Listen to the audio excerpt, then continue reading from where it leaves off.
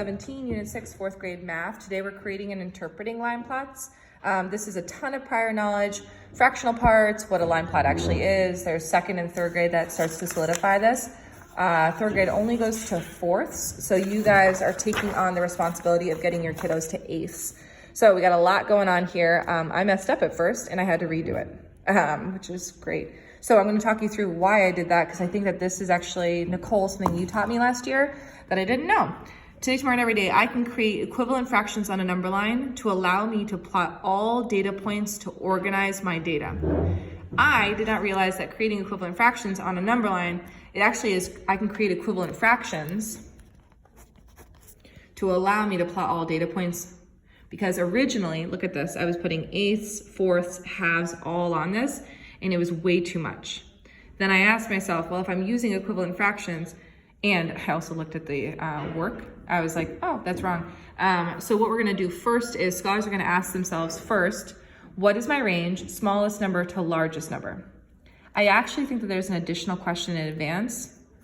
Question 1, and we'll make this 2, we'll make this 3. Where's 2? 2. This is 3, and this is 4 now. My first question is going to be to plot my data. No, oh man, I made a mistake. This is 1. What's my range, smallest number to largest number? I look over here and I scan what is the smallest possible number, this 5/8, and what's my largest possible number, 2 and 5/8. So I have a large and I have a small to identify this range.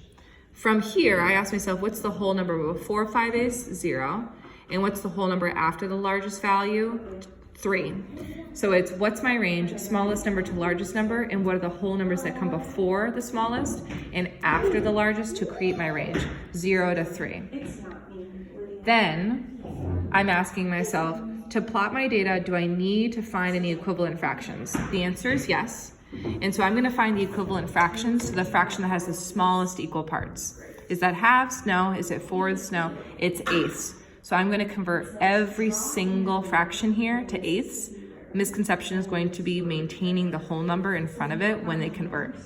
Then, what does each x equal? Each x equals a data point that represents a student.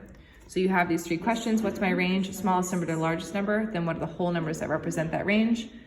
To plot my data, do I need to create equivalent fractions? The answer is yes, because they all need to be the same fractional value. And then what does each x represent? And how do I know?